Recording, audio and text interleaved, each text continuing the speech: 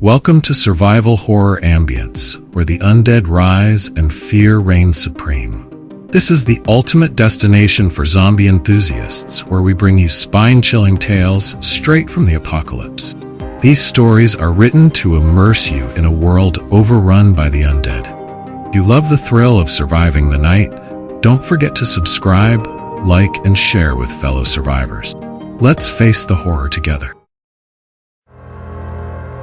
Chapter 1. Dawn of the Plague. The world lay in ruins, a haunting echo of its former glory. Once vibrant cities now stood as silent monuments to the devastation wrought by the plague. Streets that once bustled with life now lay deserted, reclaimed by nature's relentless grasp. The air was thick with the stench of decay, a grim reminder of the horrors that had occurred to humanity. In this desolation, a disparate group of survivors struggled to find an existence. Among them was Sarah, her weary eyes a testament to the countless lives she had tried to save as a nurse before the world fell apart. Beside her stood John, his stoic demeanor betraying the pain of losing his family to the merciless tide of infection. And then there was Emily, a child of the apocalypse, her innocence stolen by the cruelty of fate. Their numbers were few, their stories as varied as the scars that marred their souls. Each survivor bore the weight of their tragedy, their pasts woven together by the common thread of survival. As days stretched into weeks and weeks into months, the group found themselves bound by a fragile alliance forged in the crucible of adversity. They learned to trust one another, to rely on each other's strengths in the face of overwhelming odds. Yet beneath the veneer of camaraderie, tensions simmered, fueled by the constant struggle for survival. David, a man weathered by hardship and loss, emerged as their de facto leader. His voice carried weight, his words a beacon of hope in a world consumed by darkness. It was he who called the meeting that fateful night, his eyes ablaze with determination as he addressed the weary faces gathered around the flickering campfire. "We cannot continue to wander, drifting like leaves on the wind," David declared, his voice grave with purpose. "If we are to stand any chance against the tide of infection, we must unite as one. We must cast aside our differences and face this threat together." Sarah, her gaze hardened by the harsh realities of their existence, nodded in agreement. "He's right. We can't keep fighting each other and expect to survive out here." John, his jaw clenched in silent resolve, spoke up next. "I've seen what happens when we let fear and distrust tear us apart. We need to stand together if we're going to make it through this." And so the survivors pledged themselves to the cause, their resolve steeled by the grim reality of their plight. With each passing day, they worked tirelessly to fortify their meager sanctuary, their hands toiling in unison to erect barricades and set traps to thwart the relentless advance of the infected horde. Yet even as they fought to secure their future, shadows of doubt lingered on the fringes of their consciousness.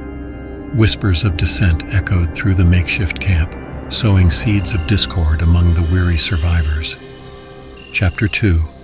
Shadows of the Past. As the sun dipped below the horizon, casting long shadows across the desolate landscape, the survivors huddled around the dwindling campfire, their faces drawn and weary from another day of relentless struggle. Tension hung heavy in the air, a palpable reminder of the dangers that lurked beyond the safety of their makeshift sanctuary. Sarah gazed into the flickering flames, her thoughts drifting to the distant past, to a time when the world was still whole and the future seemed limitless. But the memories that once brought her solace now only served to deepen the ache of loss that gnawed at her soul. John sat beside her, his eyes fixed on the darkening horizon, his mind a whirlwind of conflicting emotions. The weight of his past hung heavy upon his shoulders, a burden he could never fully escape. He had fought battles both on the battlefield and within the depths of his mind, but the scars remained, a constant reminder of the price of survival.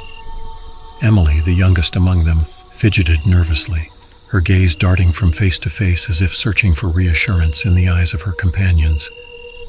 She had known little of the world before the plague. Her memories of a life untouched by sorrow were now nothing more than fleeting whispers in the recesses of her mind. David, ever the stoic leader, surveyed the group with a mixture of concern and determination. He knew that the road ahead would be fraught with peril, that their journey was far from over. But he also knew that they were stronger together, that their unity was their greatest weapon against the encroaching darkness.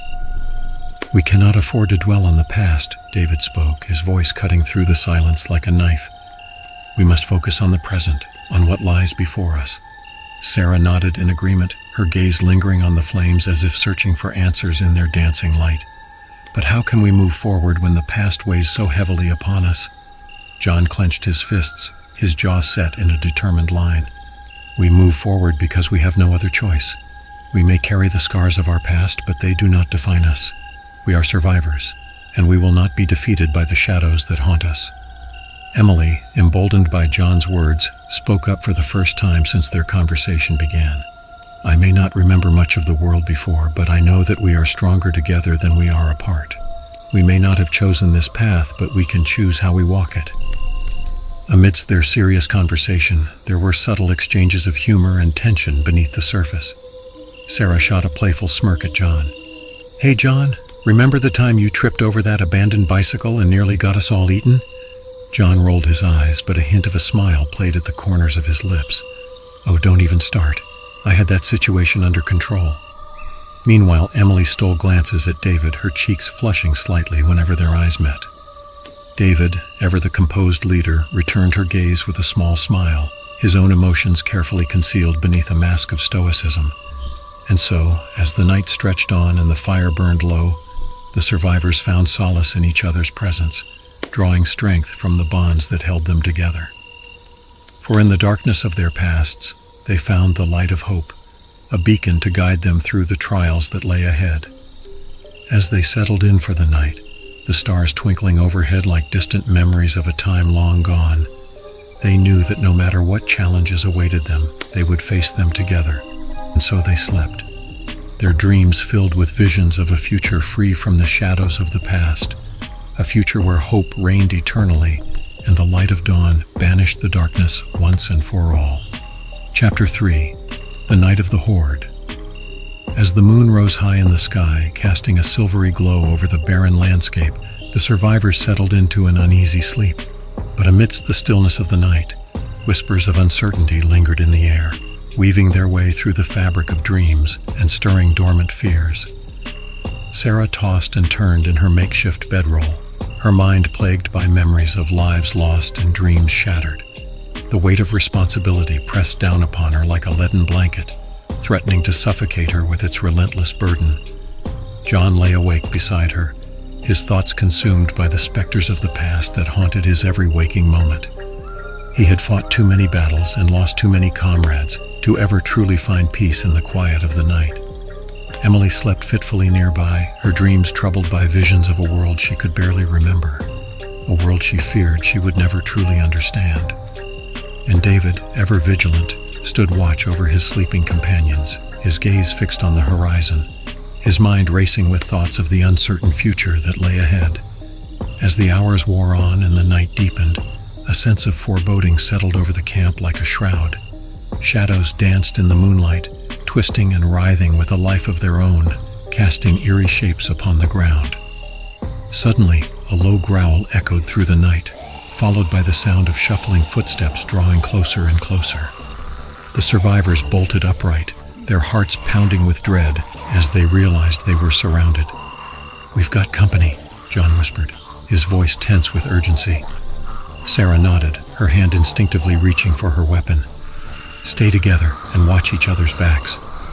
Emily clung to David's arm, her eyes wide with fear. "What should we do?" David's jaw clenched with determination as he scanned the darkness for any sign of movement. "We fight.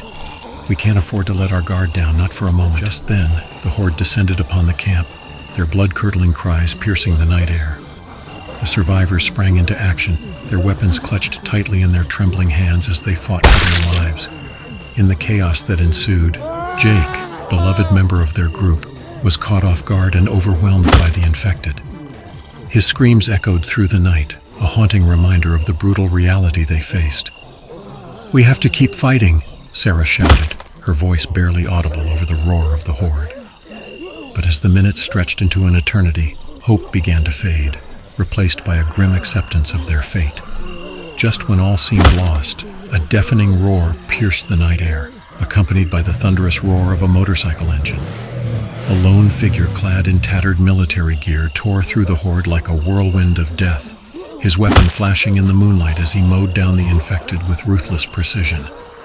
With each swing of his blade, the tide of battle turned, the infected falling back before the onslaught of their newfound adversary.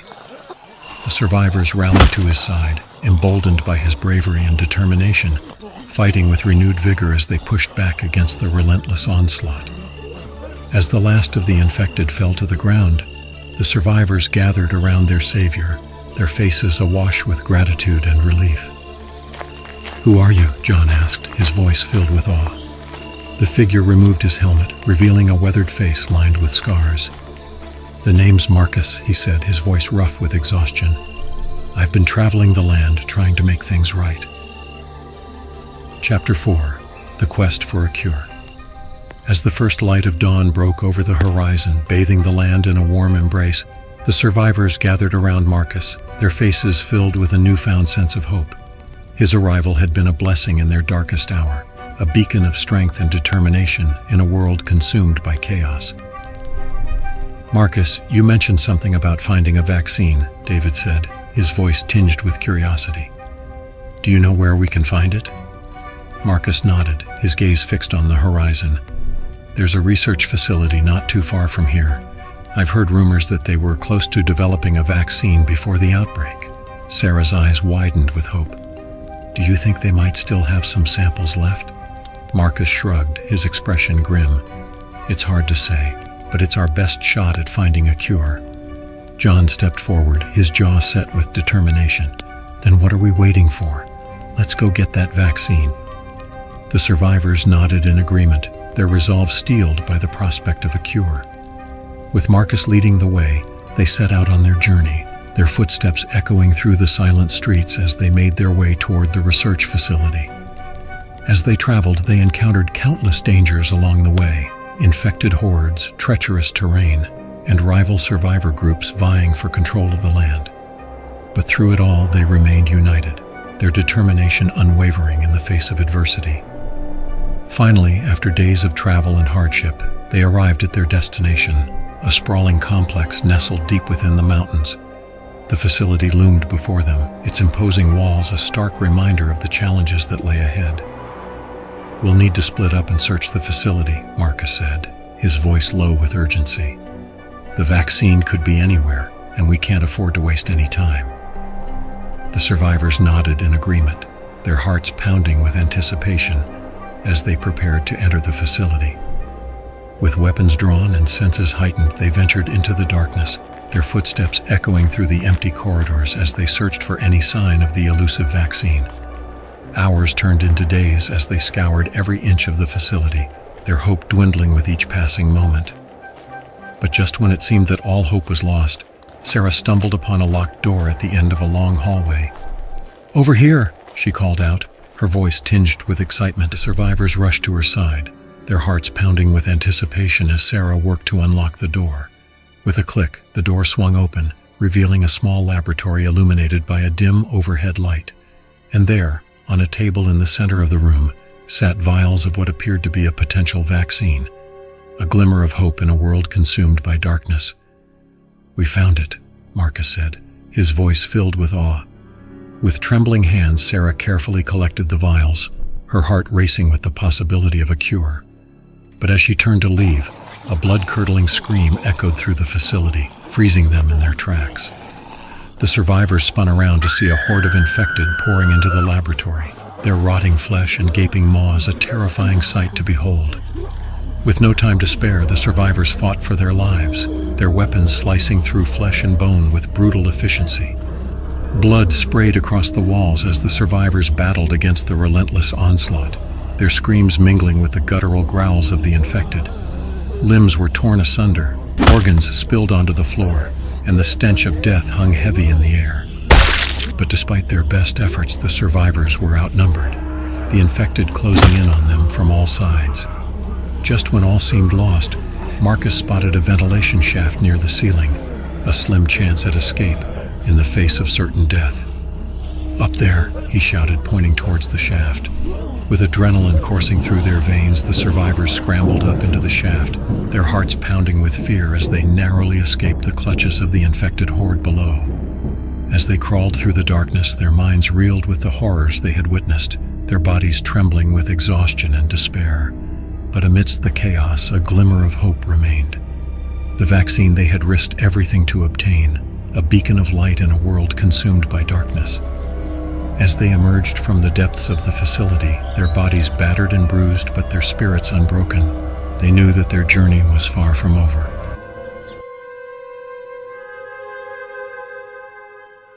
Chapter 1: The Game. The basketball arena buzzed with excitement as fans poured in, their faces alight with anticipation for the big game. Amidst the sea of jerseys and foam fingers, Michael Richardson and his 16-year-old son, Jake, wove through the crowd. The air was thick with the scent of popcorn and hot dogs, the distant roar of the crowd echoing through the concourse. "Ready for the game, champ?" Michael asked, attempting to inject enthusiasm into his voice. His eyes flickered to Jake, who walked a few paces ahead, his shoulders tense and his hands stuffed into the pockets of his hoodie. Jake shrugged, not meeting his father's gaze. "Yeah, I guess," he mumbled. Michael's heart ached at the distance between them. Since the divorce, their relationship had become strained, their once easy camaraderie now replaced by awkward silences and half-hearted attempts at conversation.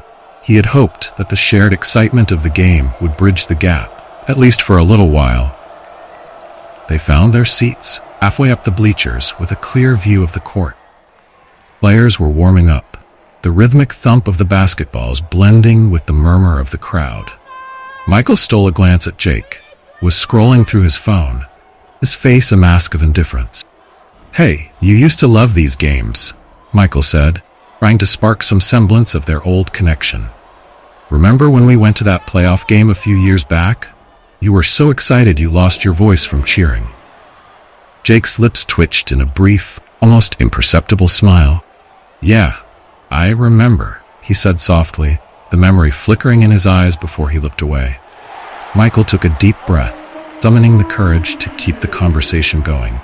"I know things have been tough, but I really want us to have a good time tonight. Just like old times." Jake finally looked up from his phone, his gaze meeting his father's. There was a moment of hesitation before he nodded. "Okay, Dad, let's try." As the game started, the arena erupted in cheers. Michael and Jake joined in, their shared excitement momentarily bridging the gap between them. The game was fast-paced, players moving with a grace and precision that captivated the audience. For a while, Michael felt a glimmer of hope, the joy of the game providing a temporary respite from their strained relationship. But as the minutes ticked by, Michael began to notice subtle signs that something was amiss. A couple of rows ahead, a man coughed violently, his face pale and sweaty. In the corner of the arena, a security guard stumbled, his movements sluggish and uncoordinated. The excitement in the air seemed to carry an undercurrent of unease, tension that gnawed at the edges of Michael's awareness. "Dad, did you see that?" Jake's voice broke through Michael's thoughts, his eyes wide with concern as he pointed towards the concession stand. Michael followed his son's gaze and saw a woman, her face contorted in pain, clutching her stomach as she doubled over. Around her, a small crowd had gathered, their expressions mirroring the confusion and fear Michael felt growing in his own heart. "Something's not right," Michael muttered, more to himself than to Jake. "Stay close, okay?" As the game continued, the disturbances became more frequent and harder to ignore. A player collapsed on the court, convulsing as medics rushed to his aid. Spectators began to murmur, their eyes darting around the arena as whispers of concern spread through the crowd. Michael's grip on Jake's shoulder tightened, his instincts screaming that they needed to leave. "Jake, we have to go," he said, his voice urgent. "Now."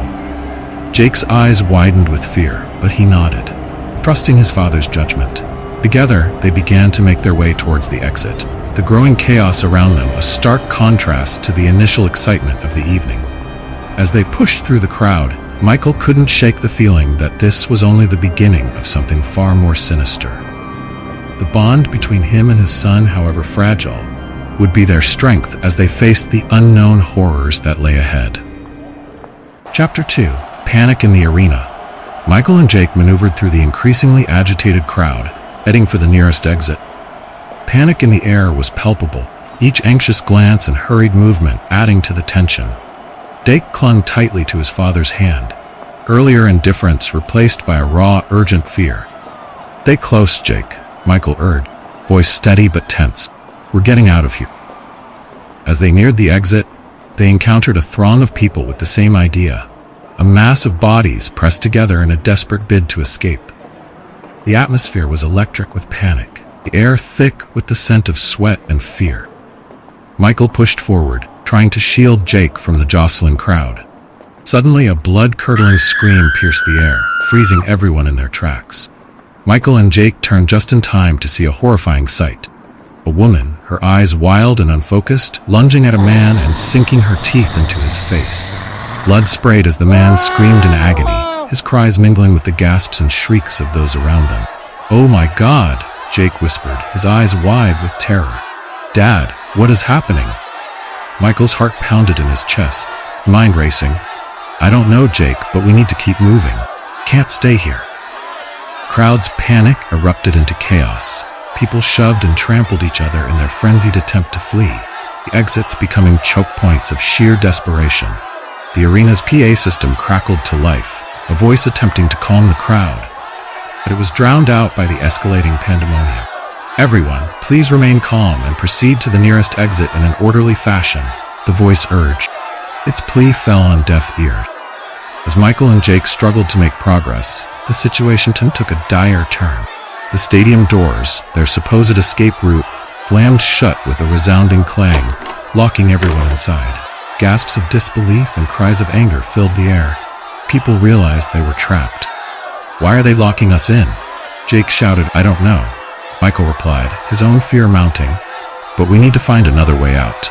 All around them, the infected continued their assault, attacking anyone within reach with savage ferocity. More people were bitten, the infection spreading like wildfire through the panicked crowd. Michael gripped Jake's hand tighter, his determination to protect his son driving him forward. "We need to find another exit, a maintenance door, anything," scanning the arena for any possible escape route. As they pushed through the chaos, Michael caught sight of a service door, partially hidden behind a concession stand. Pointed it out to Jake, hope flickering in his eyes. "Over there, let's go." They fought their way towards the door, dodging and weaving through the throng of terrified spectators. Just as they reached the door, a group of infected lunged at them, their eyes glazed and their mouths smeared with blood.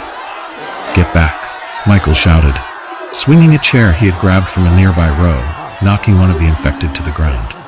Jake helped his father push the door open, and together they slipped through, slamming it shut behind them. They found themselves in a dimly lit corridor, the sounds of chaos muffled but still audible through the walls.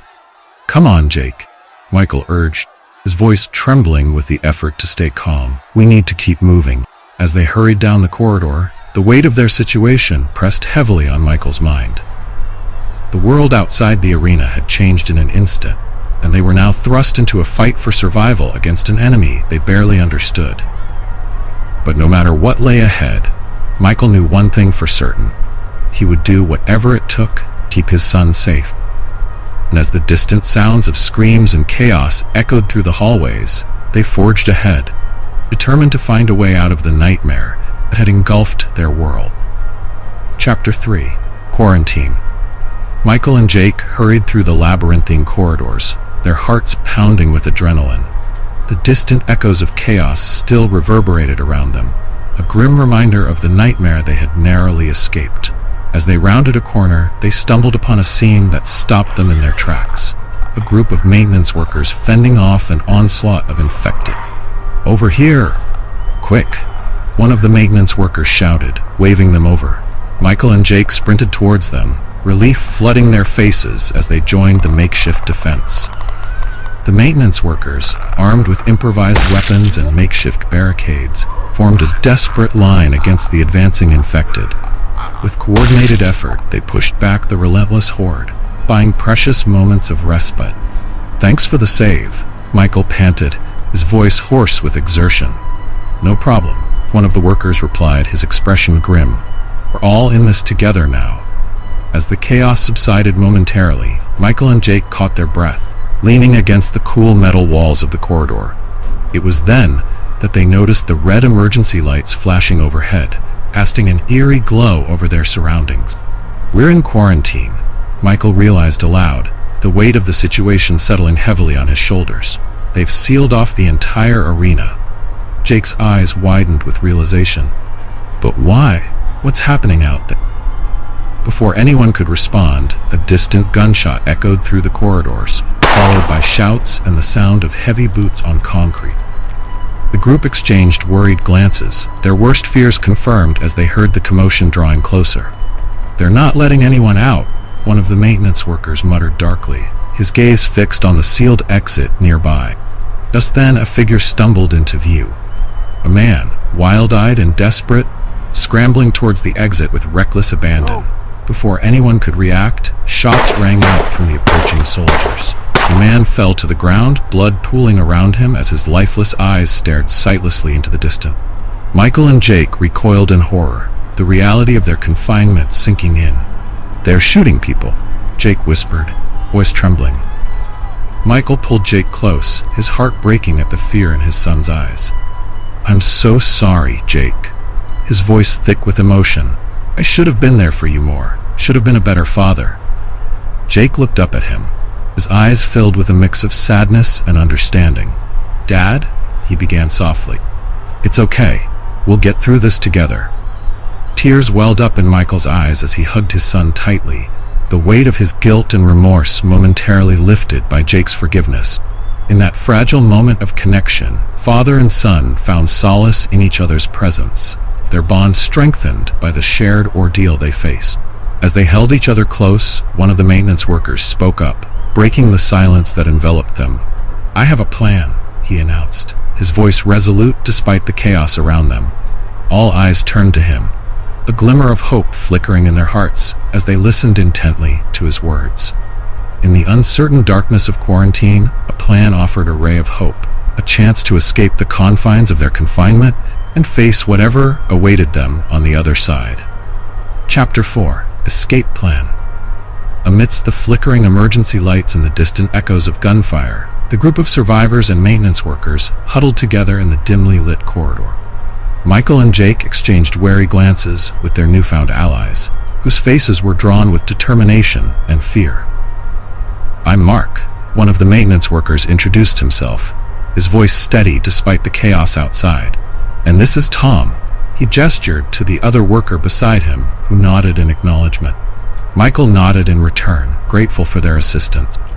"I'm Michael, and this is my son, Jake," he introduced, his voice tight with tension.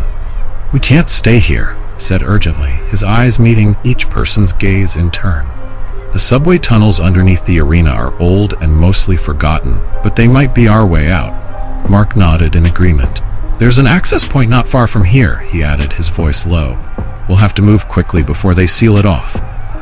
Outside the corridor, the situation escalated. Combined efforts of the survivors and remaining soldiers fought desperately against the onslaught of infected pounding at the barricade.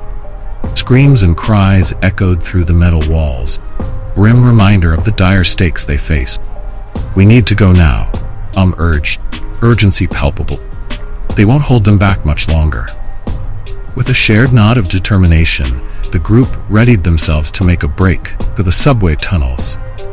Michael tightened his grip on Jake's hand, silently steeling himself for what lay ahead. "Follow us," Mark instructed, leading the way down the corridor towards the access point. The group moved swiftly, their footsteps echoing in the tense silence.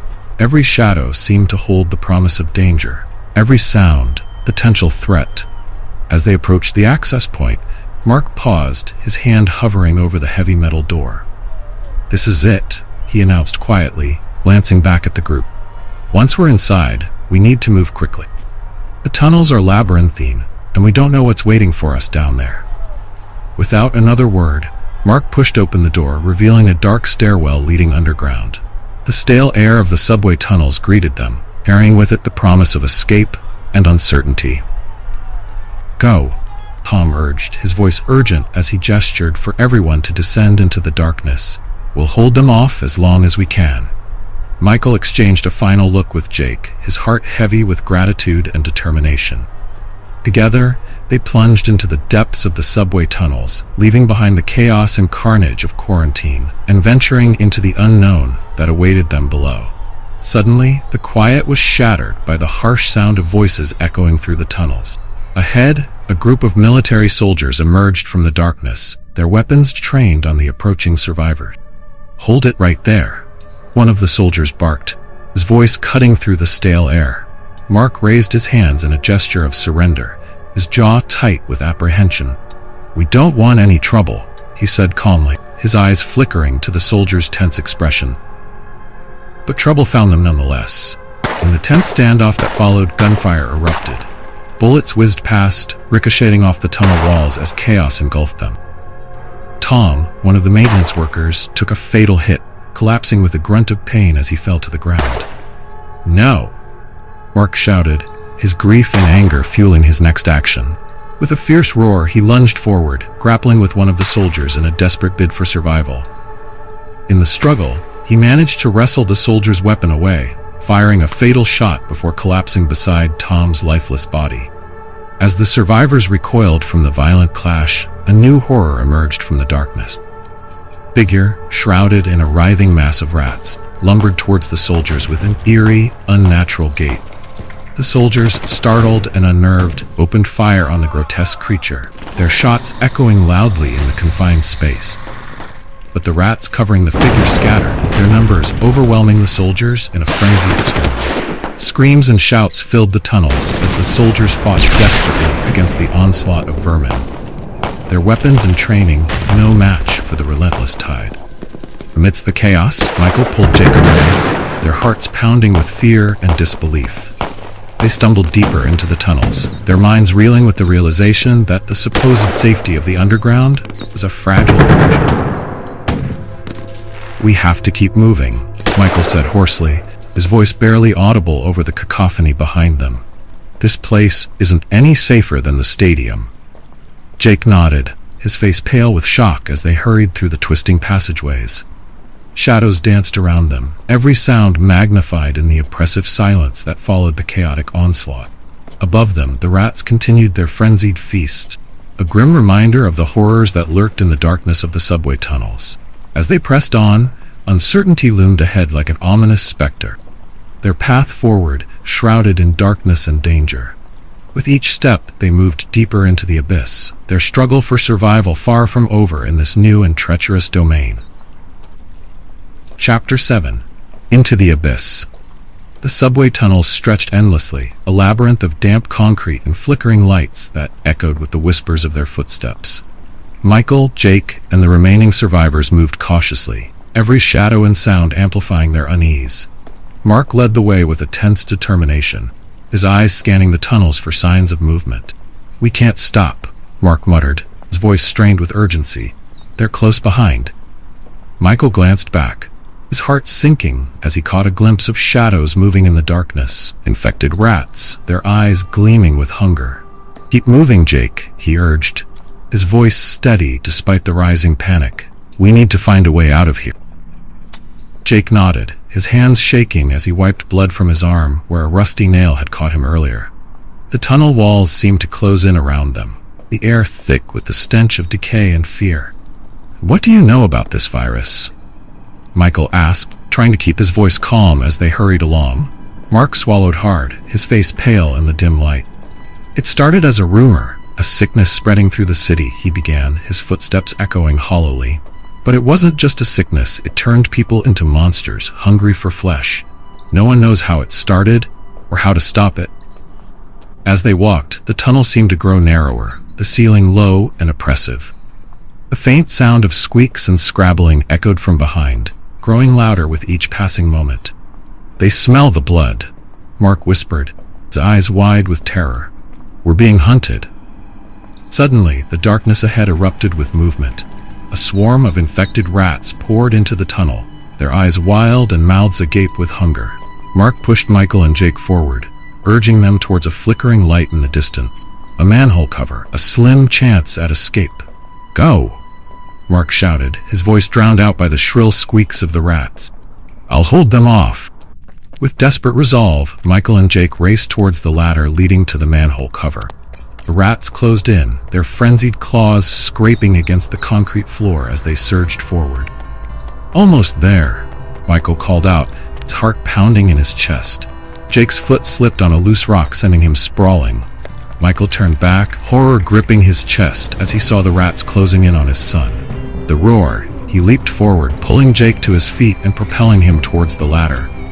"Keep climbing," Michael shouted, his voice raw with fear and determination. As they scrambled up the ladder, the rats swarmed Mark. He fought valiantly, swinging a piece of debris wildly, but the sheer numbers overwhelmed him. Michael's heart broke as he heard Mark's screams echoing through the tunnel, drowned out by the chittering of rats and the distant rumble of subway train. "We have to go," Michael said hoarsely, pulling Jake out of the manhole and onto the surface. They emerged into chaos, a city ablaze with sirens wailing and smoke billowing from shattered buildings. The stench of death hung heavy in the air, mingling, acrid scent of burning flesh. People ran in panic, some fighting off infected attackers, while others simply tried to escape the horrors unfolding around them. Michael gripped Jake's hand tightly, his mind racing with the enormity of their situation. "We can't stay here," he said, his voice barely audible over the cacophony of screams and sirens. "We need to find somewhere safe."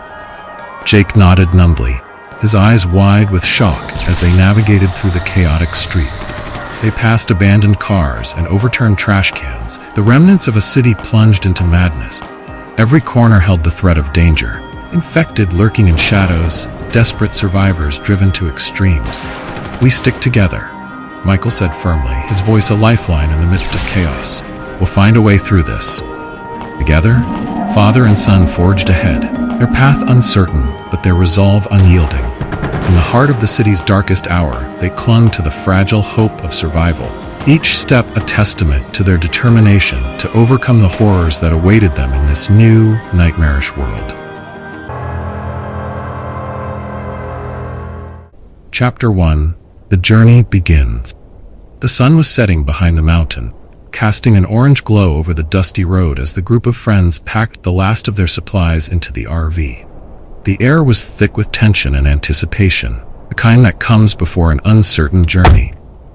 Jake, the de facto leader of the group, slammed the back door shut and turned to face his friends. "All right, guys, this is it. If we stick together and keep our wits about us, we can make it to Haven. Remember, it's supposed to be a safe zone, completely zombie-free." Emily, Jake's girlfriend, gave a nervous smile. "I hope it's true. I don't think I can handle another close call like last time." Beside her, David, the tech-savvy member of the group, double-checked his maps and coordinate. "I've got the route all planned out. We'll take back roads to avoid the major cities. It should minimize our chances of running into trouble." Sophia, the youngest and most optimistic of the group, hugged her backpack tightly. "We've come this far.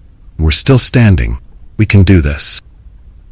The last member of their group, Mark, a former mechanic with a knack for improvisation, checked the RV's engine one last time. "We're good to go. Just remember, if anything goes wrong, we stick to the plan, find a safe place, regroup, and move on." With a collective nod, they climbed into the RV, the engine roaring to life.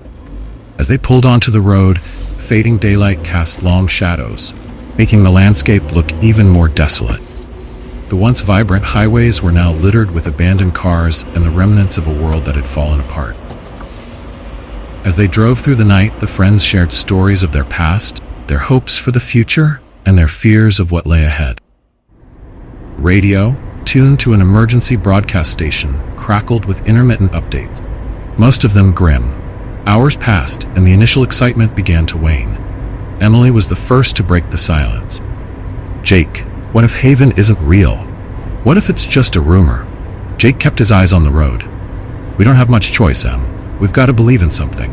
And right now, Haven is our best bet." David chimed in. "I've seen forums and heard transmissions. There are people out there who swear it's real. Place where the infection hasn't reached." Sophia looked out the window at the darkened landscape. "We'll find it. We have to." As the night wore on, fatigue began to set in. They decided to pull over at an abandoned gas station to rest and refuel. Mark and Jake took the first watch while the others tried to get some sleep. The eerie silence of the night was broken only by the distant howls of infected roaming the countryside. Jake scanned the horizon, his grip tightening on the baseball bat he kept by his side. "Stay sharp, Mark. We can't afford any mistakes." Mark nodded, his eyes never leaving the perimeter. "We've got this, Jake. We'll make it to Haven." The friends settled into an uneasy rest, knowing that the road ahead would be filled with dangers, couldn't yet imagine. But for now, they had each other, and that was enough to keep hope alive. Chapter 2. First Night. The night began quietly. The group huddled in the small office of the gas station, surrounded by shelves of dusty snacks and defunct machinery. The only light came from a flickering fluorescent bulb overhead. Jake leaned against the door, his baseball bat at the ready, while Mark kept a close eye on the makeshift barricade they had erected.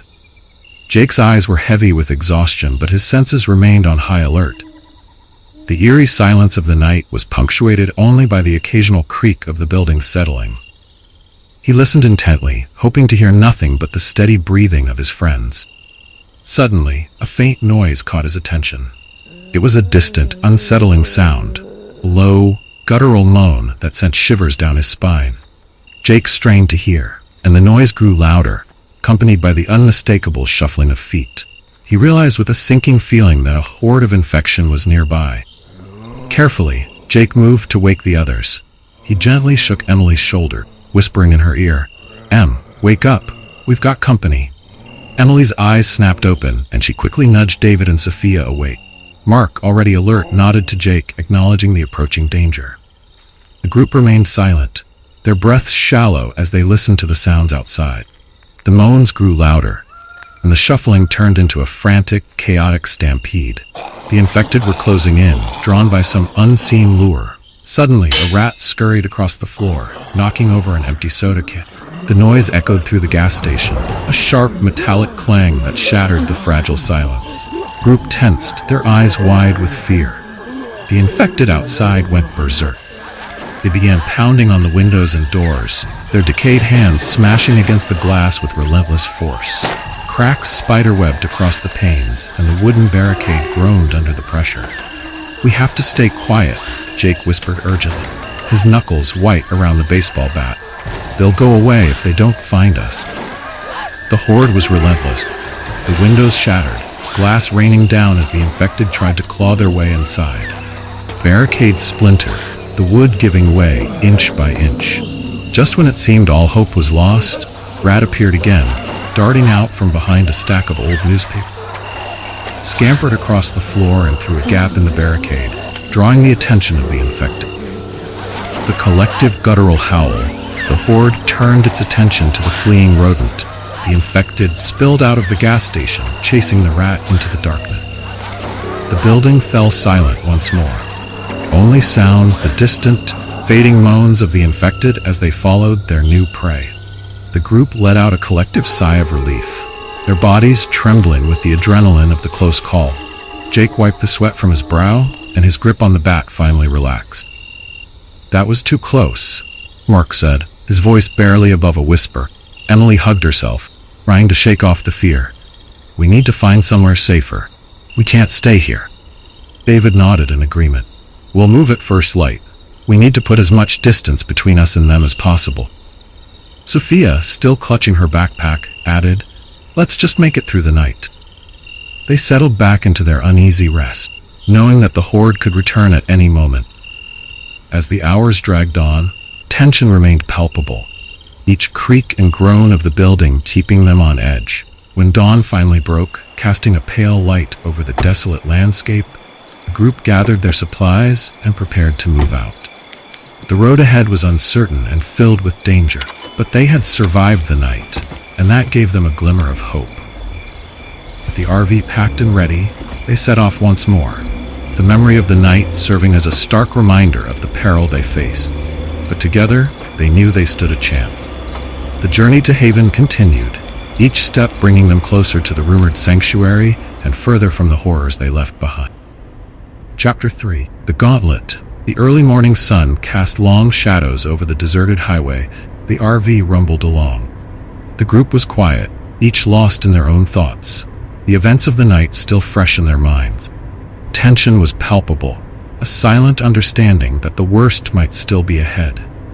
Jake gripped the steering wheel, his eyes scanning the road for any signs of danger. Beside him, Emily checked the map, her fingers tracing their route. "We're not far from the next town," she said, her voice barely above a whisper. "We should be able to find more supplies there." David, seated at the small table in the back, tapped away on his laptop, trying to hack into any remaining security cameras in the area. "If we can get a feed, we'll have a better idea of what we're walking into." Sophia peered out the window, her eyes wide with a mix of fear and curiosity. "Do you think there are any survivors out there?" Mark, leaning his shotgun, responded grimly. "If there are, probably not in great shape. We need to be prepared for anything." As they approached the outskirts of the town, the landscape grew eerier. Abandoned cars lined the streets, some still with their doors open, belongings scattered around as if people had left in a hurry. The buildings, once bustling with life, now stood as silent monuments to a world that had crumbled overnight. Suddenly, a loud crash echoed through the night, followed by the sound of shattering glass. Jake swerved, trying to keep control of the vehicle. "What the hell was that?" he shouted, looking frantically around. Emily pointed ahead, her face pale. "Look." A horde of infected was pouring out of a nearby building, drawn by the noise of the RV. They moved with terrifying speed, their eyes filled with a hunger that was almost palpable. Jake slammed on the gas, trying to outrun them, but the road ahead was blocked by a pileup of cars. "Hold on," Jake yelled, swerving the RV onto a side street. The vehicle lurched and bounced, the sound of scraping metal filling the air as they navigated the narrow alleyway. The infected were relentless, chasing them with a ferocity that seemed almost supernatural. As they turned a corner, they found themselves face to face with another group of the undead, blocking their path. "We're trapped," Sophia screamed, her voice tinged with panic. Mark loaded his shotgun, his face set in grim determination. "We have to fight our way out. There's no other choice." David, grabbing a crowbar, nodded. "Let's do this." Jake and Mark jumped out of the RV, guns blazing. The deafening roar of the shotgun echoed through the streets as Mark took down several of the infected. Jake, using a baseball bat, swung with all his might, the sickening crunch of bone and flesh filling the air. Emily and Sophia stayed inside the RV, providing cover with makeshift weapons. David, wielding the crowbar, fought alongside Jake, each swing a desperate attempt to keep the infected at bay. Despite their efforts, the horde kept coming, their numbers seemingly endless. The group fought with everything they had, but fatigue was setting in, their movements growing slower and more desperate. Just when it seemed they would be overwhelmed, a loud explosion erupted nearby, sending a shockwave through the streets. The infected, momentarily disoriented, staggered and fell. Jake turned to see a figure standing on the roof of a nearby building, holding a makeshift bomb. The stranger shouted down, "This way! Hurry!" Without hesitation, the group made a break for it, following the stranger through a series of alleyways and into an abandoned warehouse. The doors slammed shut behind them, and the infected pounded against the metal, their growls and screams echoing through the night. Inside, the stranger revealed themselves, a rugged-looking man with a scar running down his cheek. "Name's Cole," he said, extending a hand. "You guys look like you could use some help." Jake, breathing heavily, shook his hand. "Jake, thanks for the save." Cole nodded. "We've got a small group of survivors here. You're welcome to stay and rest. But we can't stay here long. The infected will find a way in eventually." Emily, catching her breath, asked, "Do you know anything about Haven?" Cole's eyes darkened. "I've heard the rumors. Some say it's real, others think it's just a myth. But it's as good a plan as any. We'll head out in the morning." The group settled in, grateful for the brief respite, but knowing that their journey was far from over. As they huddled together in the dim light of the warehouse, the sounds of the infected outside served as a constant reminder of the danger they faced. The road to Haven was long and treacherous, and the night was far from over. For now, they had found allies in their fight for survival, and that gave them the strength to keep going. Chapter 4. Trust and Terror. As the night deepened, the warehouse offered a brief illusion of safety. pounding of the infected against the metal doors was a constant reminder that this haven was temporary. Inside, Cole's group consisted of 3 others: a wiry man named Travis, a middle-aged woman named Linda, and a young woman, Kelly, who seemed barely out of her teens. After introductions, they all huddled together, sharing whatever scraps of food and water they had managed to scavenge. Flickering light from a single candle cast eerie shadows on the walls, making the atmosphere even more tense. Travis, his eyes darting nervously, leaned closer to Jake. "So you guys are heading to Haven, huh?" he asked, his voice a low whisper. Jake nodded. "That's the plan. You heard of it?" Travis glanced at Cole, who was deep in conversation with Emily and Mark. Or continuing, "Yeah, I've heard of it. Heard it's supposed to be some kind of safe zone. But I gotta tell you, not everyone thinks it's real." Linda, overhearing the conversation, interjected. "We had a friend, Sam. He believed in Haven, swore it was real. He left a few weeks ago to find it and said he'd come back for us once he did." He paused, her eyes misting over. "We never saw him again." Thea frowned. "What do you mean? He just disappeared?" Linda nodded, her face grim.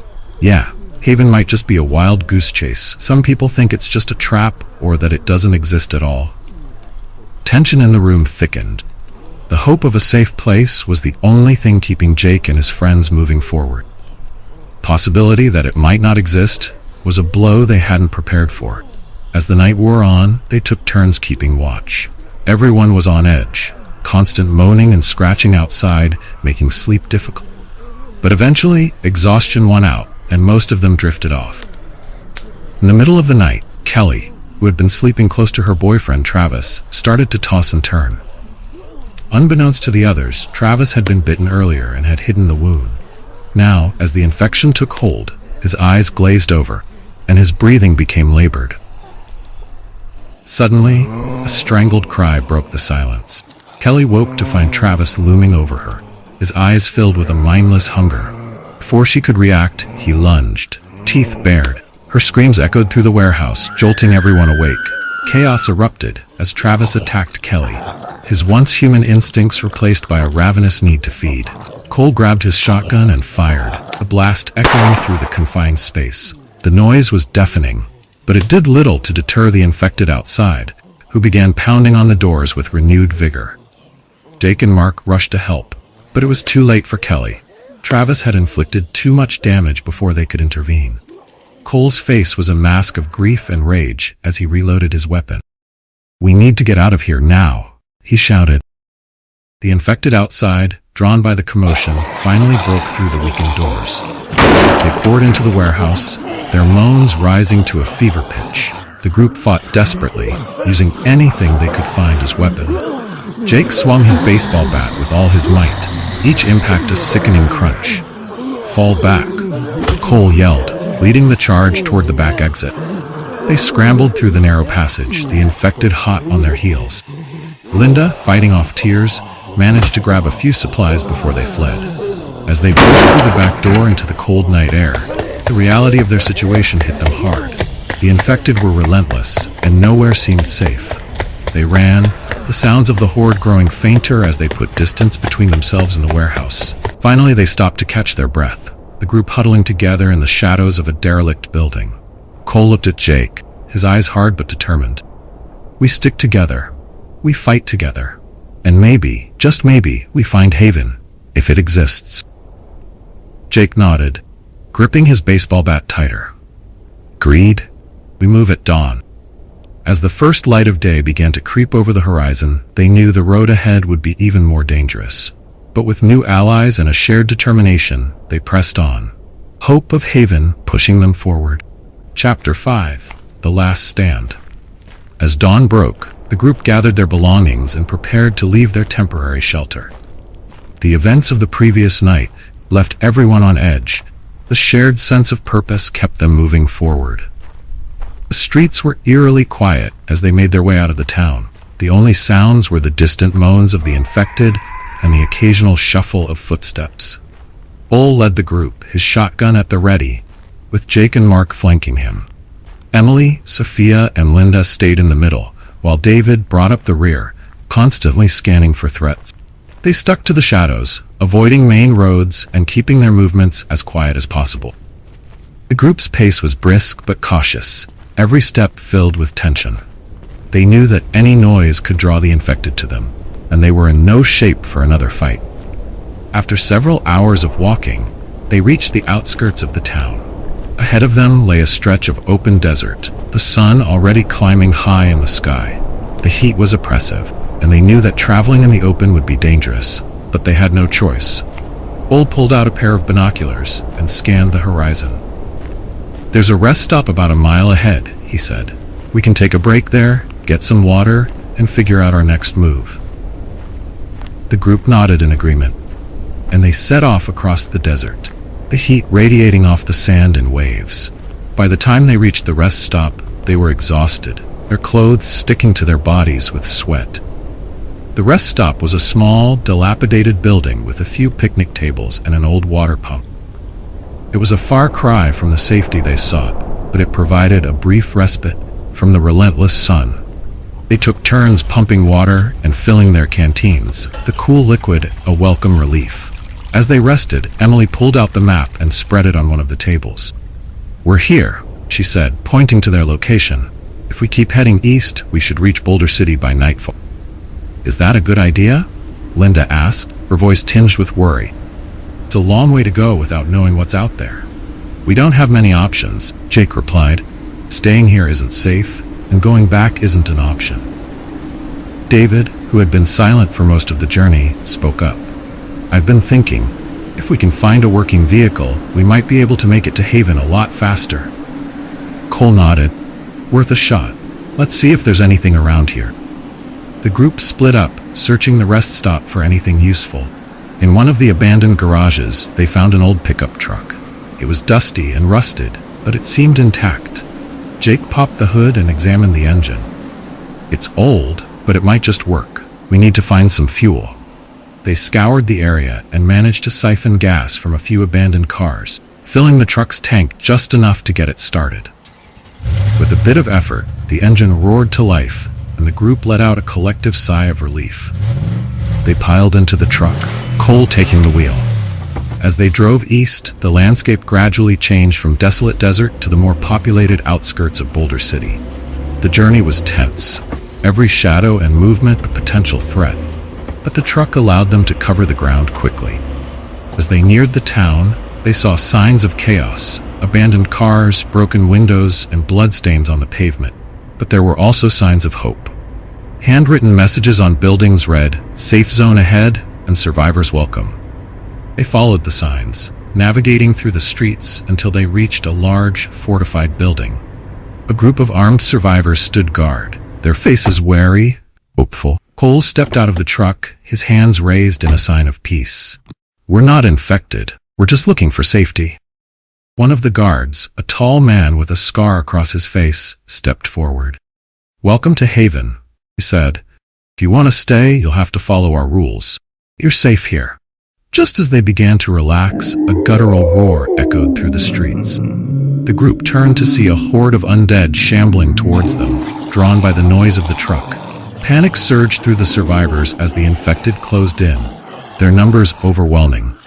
"We need to get inside," Jake shouted, grabbing Emily's hand and pulling her towards the fortified building. The guards sprang into action, their rifles cracking as they fired into the approaching horde. Cole and David joined them, their own weapons adding to the cacophony of gunfire. "Get to the building," one of the guards yelled, gesturing for the group to move. Linda and Sophia ran ahead, their eyes wide with fear. Mark covered their retreat, his machete swinging in brutal arcs as he cut down any infected that got too close. The group made it to the entrance just as the horde reached the outer defenses. The guards slammed the doors shut, barricading them with whatever they could find. Inside, the atmosphere was tense. The sounds of the battle outside filtered through the walls, a constant reminder of the danger they had narrowly escaped. "Thank you," Emily said, her voice trembling. "You saved us." The guard with the scar nodded. "We're not out of the woods yet. Those things will keep coming. We need to be ready." As the survivors settled into the relative safety of Haven, a sense of uneasy calm settled over them. They had made it this far, But the road ahead was still uncertain. The infected were relentless, and the world outside was unforgiving. That night, as they sat around a makeshift campfire, the group couldn't shake the feeling that their struggle was far from over. They had found a temporary sanctuary. True safety remained elusive. As the fire crackled and the night deepened, Jake looked at his friends, their faces illuminated by the flickering flames. "We'll get through this," he said, voice firm. "Together." Emily squeezed his hand, drawing strength from his resolve. "Together," she echoed. Outside the walls of Haven, the undead roamed, a constant reminder of the nightmare that the world had become. But inside there was hope. It was fragile and fleeting, but it was enough to keep them going. The future was uncertain, and the road ahead would be fraught with peril, but as long as they had each other, they would face whatever came their way, together. Chapter 1: The Glittering Descent. Erica Torres and her husband Danny were finally on vacation, away from the humdrum of their 9-to-5 jobs and the relentless pace of city life. Las Vegas, with its neon lights and promise of adventure, was their chosen paradise. Their day began at the Stratosphere, where they marveled at the panoramic view of the sprawling city, the desert stretching beyond like an ocean of sand. The thrill rides atop the tower left them breathless, both from the adrenaline and the dizzying heights. Erica's laughter was contagious, and Danny found himself grinning more than he had in months. By the afternoon, they were wandering through the Fremont Street experience, mesmerized by the light shows and street performers. The cacophony of sounds, from the strumming guitars of buskers to the clinking of slot machines, blended into a symphony of chaos that seemed to define Las Vegas. They sampled street food, toasted with oversized margaritas, and felt a rare sense of freedom. Erica had a surprise planned. As they strolled through the opulent Wynn, she led Danny into one of the high-priced shops. She handed him a box with a bow on it, and his eyes widened as he unwrapped it to reveal a sleek, sophisticated watch. "For me?" he asked, astonished. "Of course," she replied with a smile. "I thought it was time you had something special." The day began to wind down, the sun setting behind the skyline, casting a warm, golden glow over the city. But as the night emerged, so did the chaos. Ambulances screeched down the strip, their sirens wailing through the night. Danny shrugged it off, attributing it to the usual Las Vegas madness. On their way to a buffet, they walked hand in hand, enjoying the balmy night air. Suddenly, a commotion ahead caught their attention. A homeless man was hunched over a beautiful woman in a form-fitting black dress, her long brown hair cascading over her shoulders, her red lipstick stark against her pale face. She wore high heels that glittered in the streetlights, contrast to the grim scene unfolding. Danny pulled Erica closer, trying to shield her from the sight, but it was too late. They both saw the man bite into the woman's flesh, her scream piercing the night. Chaos erupted as a passerby attempted to intervene, only to be bitten himself. Blood poured from his wound as he crumpled to the ground, the homeless man turning his attention to the new victim. Tearing into him with a ferocity was beyond human. Erica's hand tightened around Danny's, her nails digging into his skin. The woman's friends, who looked like they had just come from a wedding, managed to pull her away, leaving the streets smeared with blood. Police arrived, their commands lost in the din of the crowd's panic. Shots rang out, but the homeless man seemed unstoppable, only ceasing his attack when a bullet finally struck his head. In a daze, Erica and Danny made their way back to their hotel room. The glittering allure of Las Vegas now seemed like a cruel joke, a facade that hid something dark and malevolent. In the safety of their room, Erica collapsed into Danny's arms, her body shaking with sobs. He held her tight, feeling the weight of their shared terror, unable to shake the image of the attack from his mind. Just as Erica's sobs began to quiet, a loud scream echoed from down the hall, slicing through the silence like a blade. They both froze, the horror of the night far from over. The glittering descent into darkness had only just begun. Chapter 2: The Onset of Madness. The scream echoed through the hallway, lingering like a ghostly wail. Danny's heart pounded in his chest as he looked at Erica, her tear-streaked face pale with fear. He kissed her forehead gently, trying to muster as much calm as he could. "Stay here," whispered. "Lock the door. I'll be right back." Erica's eyes widened with alarm. "Danny, no." Don't leave me. I have to see what's going on. I'll be quick, I promise. Reluctantly, Erica nodded, her grip on his hand tightening before she let go. Danny gave her one last reassuring look before stepping out into the hallway, the door clicking shut behind him. It was immediately met with a scene of confusion and unease. Other guests were peeking out from their rooms, murmurs of concern filling the air. Hotel security arrived, their presence bringing a fleeting sense of order. "Everyone, please return to your rooms," one of the guards commanded, his voice firm. "We're handling the situation." The guards approached the source of the earlier scream, opening the door to investigate. Suddenly, a frenzied chaos erupted. The wedding party from earlier lunged at the guards, their faces contorted with a primal rage. Blood sprayed across the walls as the hallway descended into madness. Danny didn't wait to see more. He turned and sprinted back to his room, his heart racing. Flinging the door open, he found Erica standing in the middle of the room, eyes wide with fear. "It's time to go, honey," Danny said, his voice urgent. "What's going on, babe?" Erica asked, confusion and terror mixing in her voice. "We have to go now," he said firmly, grabbing her hand and pulling her toward the door.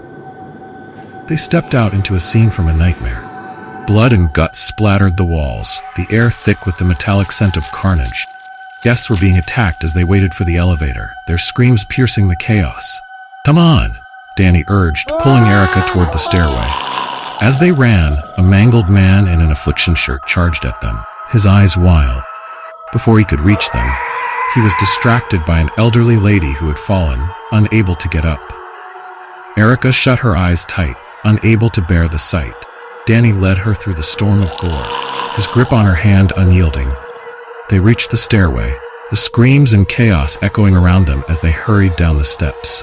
Each flight they descended brought them closer to the lobby, but also deeper into the madness. The walls vibrated with the sounds of mayhem, and the stairwell itself seemed to pulse with a sinister energy. "Almost there," Danny panted, his voice a strained whisper. Erica nodded, her eyes still closed, trusting him to lead her to safety. But in Las Vegas, where the glitz and glamour masked a growing horror, safety was becoming an illusion. Chapter 3: Descent into the Abyss. Danny and Erica burst through the stairwell door into the lobby, their breaths ragged, their clothes smeared with the blood of strangers. The once grand and bustling heart of the hotel now resembled a battlefield. Crystal chandeliers hung above scenes of unspeakable carnage, their elegant light casting an almost surreal glow on the chaos below. Erica gripped Danny's hand tighter, her knuckles white. The lobby was in turmoil. People were running in every direction, some stumbling and falling, only to be trampled by the frenzied crowd. Bodies lay strewn across the marble floor, lifeless eyes staring at nothing. Blood pooled around them, spreading in a dark, creeping stain. "Danny, what do we do?" Erica's voice was a shaky whisper, barely audible over the cacophony. Danny scanned the room, searching for a way out. The main entrance was a writhing mass of panicked guests, all trying to escape the nightmare. Security guards were overwhelmed, their attempts to restore order futile against the wave of hysteria. "Over there," Danny pointed to a side door marked Emergency Exit. It was ajar, a glimmer of hope in the madness. They started towards it, weaving through the throng of desperate people. As they moved, Danny noticed something disturbing. Among the chaos, there were those who moved with a slow, deliberate gait, their eyes vacant and predatory. They were different from the terrified guests, almost zombie-like in their demeanor. "Don't look back," Danny urged Erica, his voice firm. "Just keep moving." A blood-curdling scream tore through the air as one of the zombie-like figures pounced on a fleeing woman, dragging her down. The sound of her struggle and the sickening crunch of bone echoed in Danny's ears, but he forced himself to focus on their goal. They were halfway to the exit when a large man, his face twisted in panic, slammed into Danny, knocking him to the ground. Erica screamed, reaching out for him, but another surge of people pushed her further away.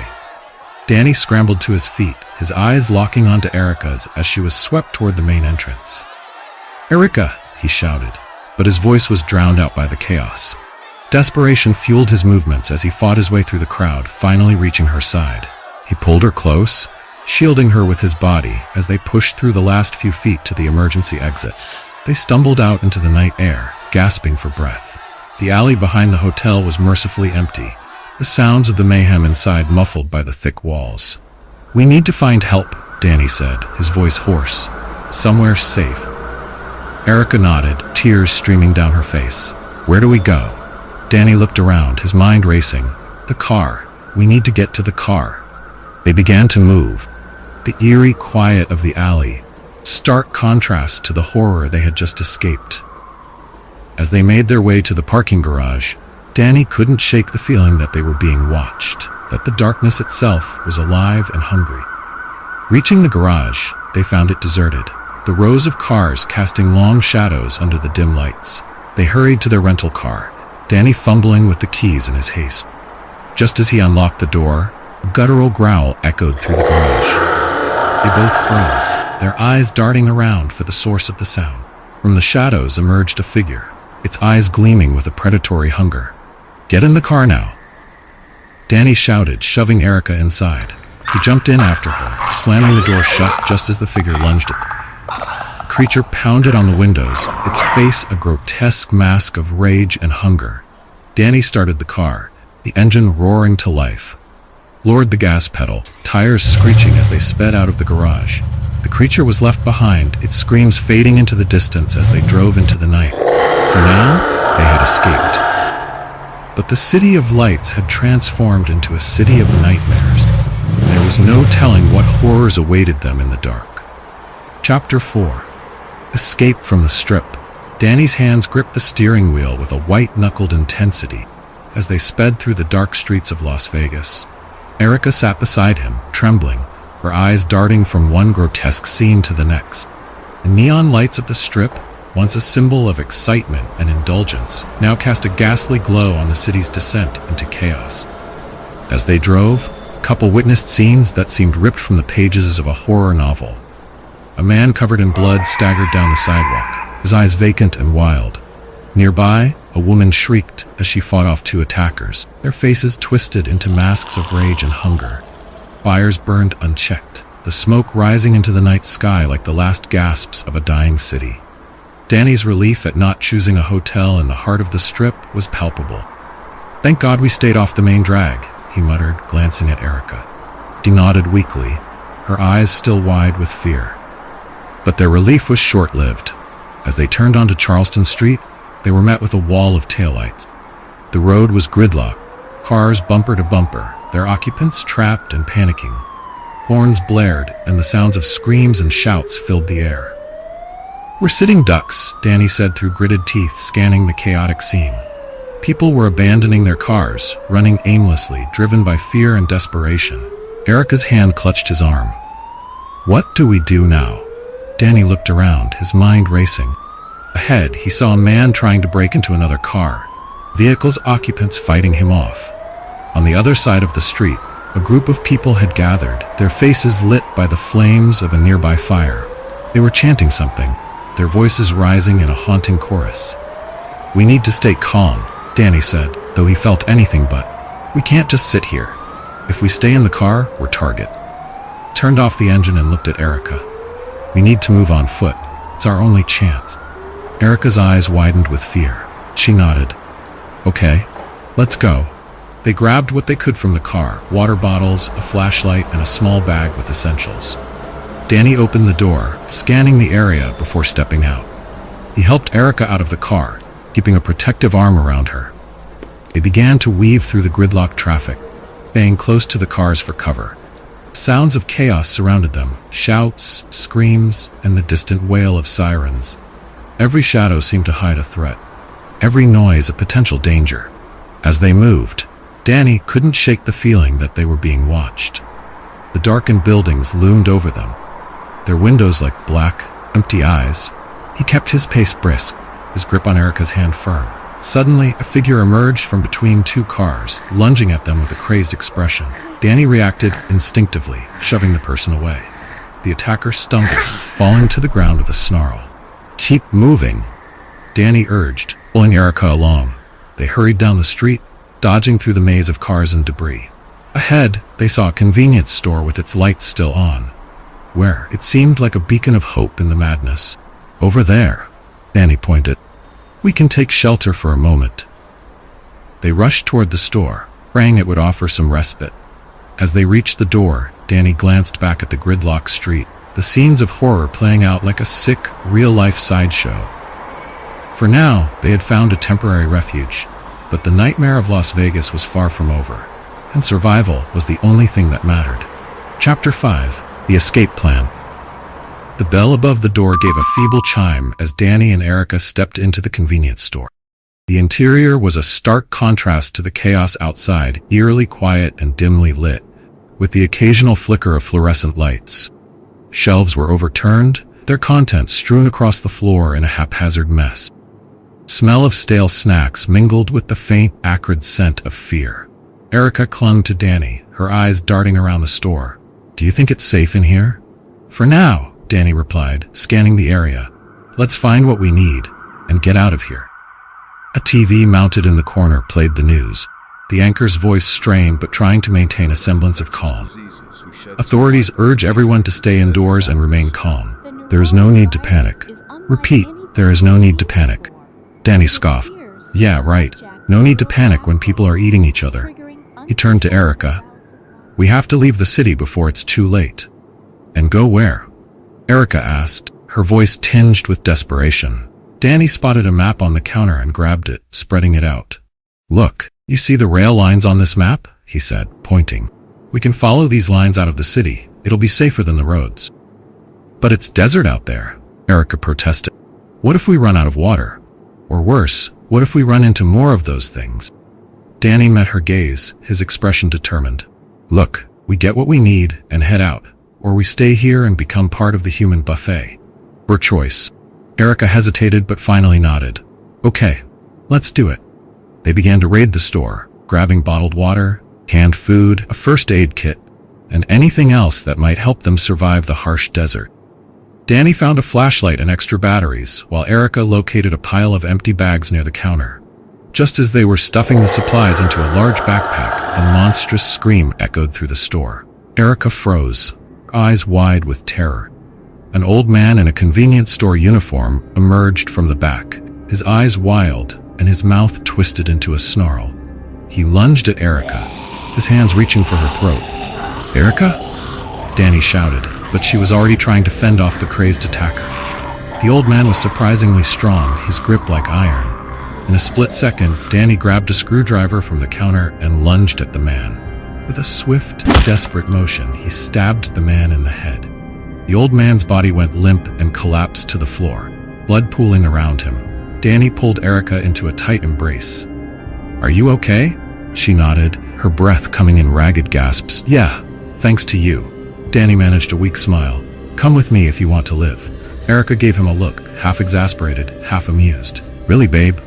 They finished packing the supplies, finding an additional book bag in the back to carry more essential.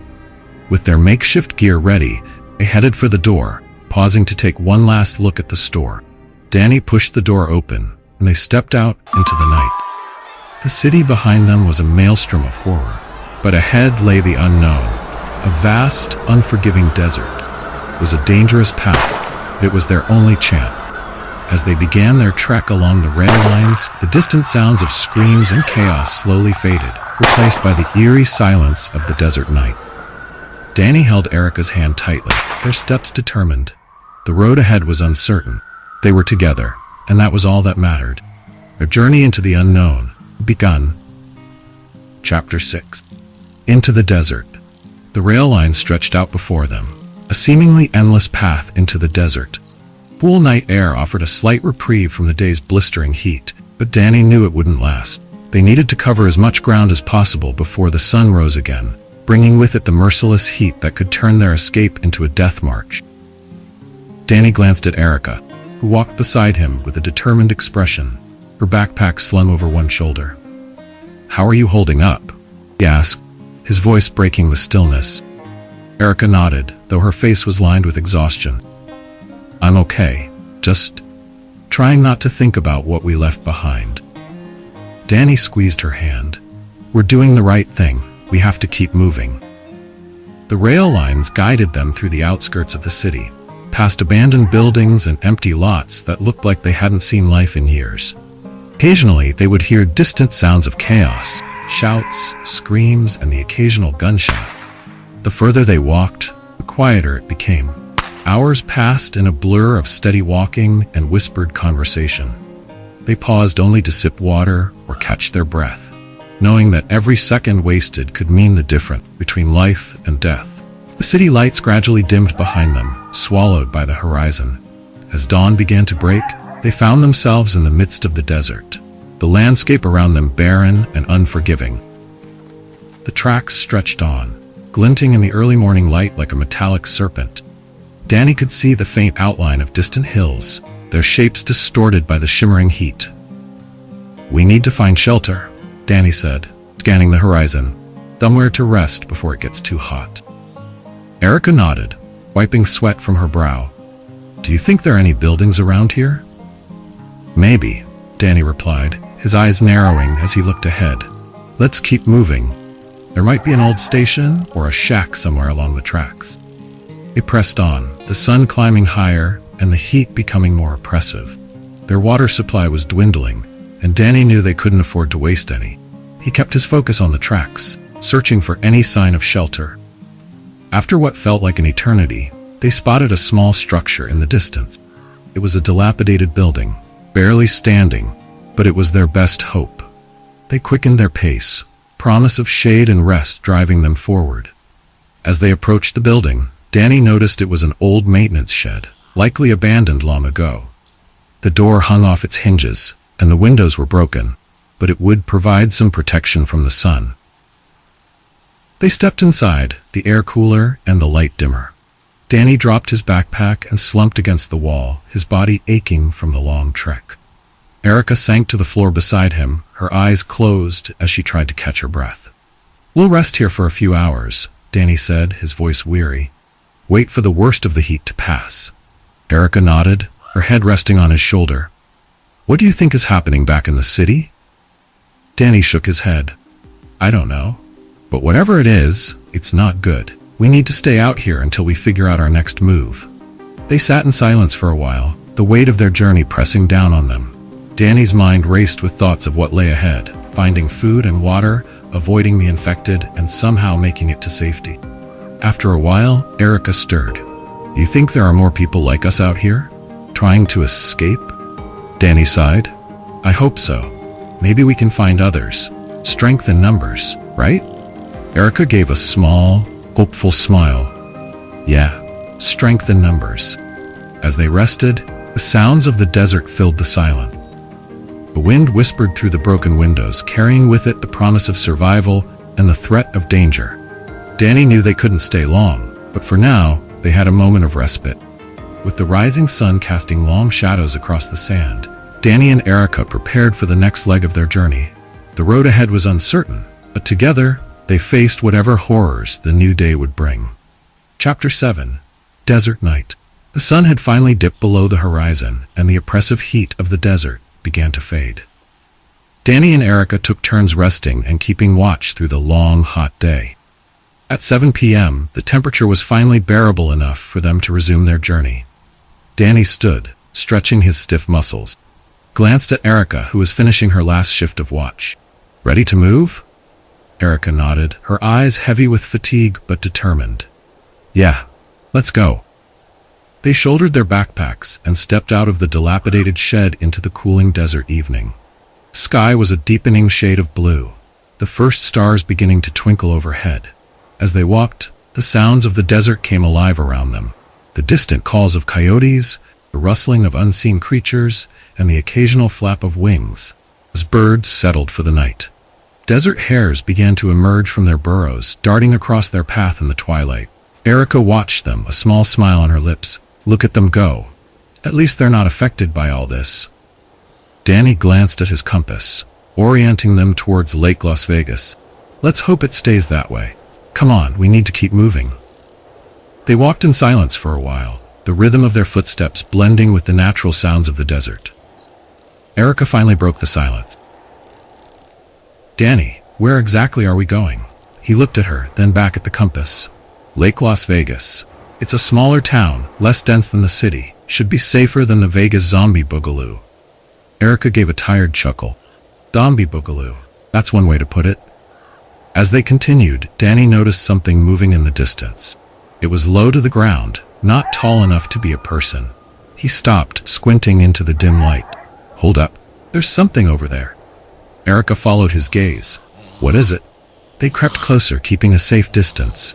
As they approached, they saw it was a zombie, its legs missing, crawling towards one of the desert hares. The hare froze for a moment before darting away, leaving the zombie to grasp at empty air. Erica shuddered. What is this illness? How can a person be alive with no blood? Look at him. He's missing his legs. Danny shook his head. Whatever it is, it's killing them. It's just taking a while. Do you still think Lake Las Vegas is safe? Erica asked, her voice tinged with doubt. Danny sighed. It's less populated. If it's not safe, we can find a truck and get out of here. I have a feeling the cops are a little busy. He stepped closer to the crawling zombie, grimacing at the sight. With a swift motion, he stomped on its head, ending its suffering. The lifeless body lay still, and Danny wiped his boot on the sand. Let's keep moving, he said, taking Erica's hand. We need to reach Lake Las Vegas by morning. They resumed their journey, the night growing darker and the stars brighter. The road ahead was uncertain, but they pressed on, driven by the hope of finding safety and the determination to survive. As they walked, the desert night wrapped around them, a blanket of silence and stars. Their footsteps were the only sounds, a reminder of their fragile existence in a world gone mad. Together, they faced the unknown, their bond a beacon of hope in the darkness. Chapter 8. Shadows of the Past. The trek through the desert was exhausting, but Danny and Erica pressed on, driven by the need to find safety. The moon cast a pale glow over the landscape, illuminating their path and casting long, eerie shadows. They spoke little, each lost in their thoughts as they walked. As dawn approached, they saw the outline of a small town in the distance. Lake Las Vegas was a quiet, suburban enclave, nestled around a man-made lake. The sight of buildings and the promise of shelter gave them a renewed burst of energy. We're almost there, Danny said, squeezing Erica's hand. Just a little further. They reached the outskirts of the town as the first light of day began to creep over the horizon. The town seemed eerily quiet, with no signs of the chaos they had left behind in Las Vegas. It's almost too quiet. They made their way through the empty streets, past neatly manicured lawns and upscale homes. The silence was unsettling, and Danny kept a wary eye out for any signs of movement. Do you think anyone's here? Erica asked, her voice barely above a whisper. I don't know, Danny replied. Let's find a place to rest and figure out our next move. They found a small, unassuming house on the edge of town. The door was unlocked, and they cautiously stepped inside. The interior was pristine, untouched by the madness outside. It was as if the occupants had simply vanished. Danny checked the rooms, making sure they were alone, while Erica collapsed onto the couch in the living room. This place looks safe enough for now, he said, joining her. Erica nodded, her eyes heavy with exhaustion. We need to rest. We can't keep going like this. They took turns washing up in the bathroom, savoring the rare luxury of running water. Danny found some canned food in the pantry, and they ate a quiet meal, the weight of their journey pressing down on them. As they settled into rest, Erica spoke up. Danny, what do you think caused all this? The zombies? The chaos? Danny sighed, leaning back against the couch. I don't know. Maybe some kind of virus or something worse. All I know is we need to survive, no matter what. Erica nodded, her eyes filled with determination. We'll make it through this, together. They slept fitfully, their dreams filled with the horrors they had witnessed. Danny was jolted awake by a noise outside. He grabbed a makeshift weapon, a sturdy kitchen knife, and crept to the window. The sight that greeted him was both eerie and heartbreaking. A lone figure stood at the edge of the property, a woman in a tattered wedding dress, her veil fluttering in the breeze. Her eyes were vacant and her movements slow and jerky. It was one of the infected, wandering aimlessly. Danny's heart ached as he watched her. How many lives had been shattered by this nightmare? How many people had lost everything? He turned away from the window, his resolve hardening. They had to keep moving and keep fighting. There was no room for pity or hesitation. When Erica woke, Danny told her about the woman. We need to stay sharp, he said. We can't let our guard down. Erica nodded, her face pale but determined. Let's gather what we can and move on. They packed their supplies, making sure to take anything useful. As they stepped outside, the early morning sun cast a golden light over the town. It was almost peaceful, a stark contrast to the chaos they had fled. But peace was an illusion. The infected were out there, and they wouldn't stop. Danny and Erica had to keep moving, keep surviving. The road ahead was long and dangerous, but they had each other. And that was enough. As they walked through the quiet streets of Lake Las Vegas, the memories of their past life seemed distant and surreal. They were different people now, forged by the fire of their shared ordeal. Together they faced the unknown, their bond a beacon of hope in a world gone mad. Chapter 9. A Shotgun and a Siege. The small town of Lake Las Vegas was quiet, almost deceptively so.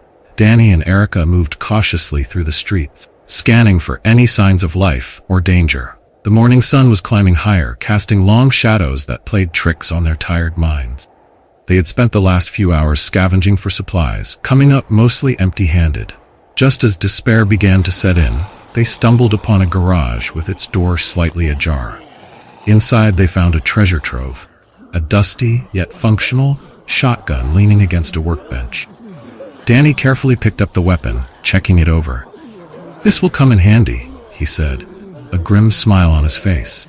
Erica looked relieved. "Let's hope we don't have to use it." With the shotgun slung over his shoulder, Danny led the way as they continued their search for other survivors. The stillness of the town was unnerving, every creak and rustle putting them on edge. As they turned a corner, they heard the unmistakable sounds of a struggle, growls, shouts, and the crash of breaking glass. They moved quickly towards the commotion and saw a house under siege. A small family was trapped inside, trying desperately to hold off a horde of infected that battered at the doors and windows. Danny pulled Erica back behind a nearby car, out of sight. "We need to help them," he whispered. Erica nodded with fear and determination in her eyes. But how? Danny's mind raced. He remembered the bag of fireworks they had picked up in Las Vegas, an impulse purchase now turned into a life-saving tool. "I have an idea," he said, unshouldering his backpack. Pulled out the fireworks and began setting them up a safe distance away from the house. "Stay here," he instructed Erica. "When I set these off, it should draw the infected away. Be ready to move as soon as it's clear." Erica squeezed his hand. "Be careful." Danny set the fireworks in place, his hands shaking slightly. He struck a match and lit the fuse before sprinting back to Erica. They watched as the fireworks exploded in a brilliant display of light and sound, filling the air with sharp cracks and colorful bursts. The infected reacted immediately, their attention drawn away from the house and towards the spectacle. With groans and growls, they staggered towards the noise, leaving the family temporarily safe. Danny and Erica wasted no time. They rushed to the house, the shotgun at the ready. Danny banged on the door. "It's safe for now. Let us in." The door cracked open, and a terrified face peered out. A man, probably in his late 40s, quickly ushered them inside. "Thank God," he breathed. "We didn't think anyone would come." Inside, the family was huddled together, a woman clutching a young boy, both looking equally scared. Danny took charge, quickly explaining the situation. "We need to move. The fireworks won't distract them for long." The man, whose name was Mark, nodded. "There's a car in the garage. We can take that." "Let's go," Danny said, motioning for everyone to stay quiet. They moved through the house and into the garage, where a dusty SUV sat waiting. Danny and Mark helped the family into the vehicle, and Erica climbed into the back seat. As they were about to leave, the infected began to return, drawn by the noise of their movement. Danny fired the shotgun, taking down the nearest zombies, while Mark started the engine. "Hurry!" Erica shouted, her eyes wide with fear. Danny jumped into the passenger seat, slamming the door just as Mark floored the gas pedal. The SUV roared to life, plowing through the remaining infected and out onto the street. They sped away from the house, the town receding behind them. Danny glanced back at the family. "Is there anywhere safe we can go?" Mark nodded, his knuckles white on the steering wheel. "There's a cabin a few miles out of town. It's isolated and stocked with supplies. We should be safe there." Erica leaned back, letting out a breath she didn't realize she was holding. "Thank you," she said to Danny, her voice shaky. "For everything." Danny reached over, squeezing her hand. "We'll get through this, together." As the SUV drove through the deserted streets, promise of safety and the hope of survival kept them moving forward. The road ahead was uncertain, but for now, they had each other, and that was enough. Thanks for delving into my world of the undead. Your survival means everything. So share your own scary stories and zombie apocalypse ideas. If you enjoyed these tales from the brink, be sure to subscribe, hit the notification bell, and spread the fear far and wide. Until next time, stay vigilant, stay alive,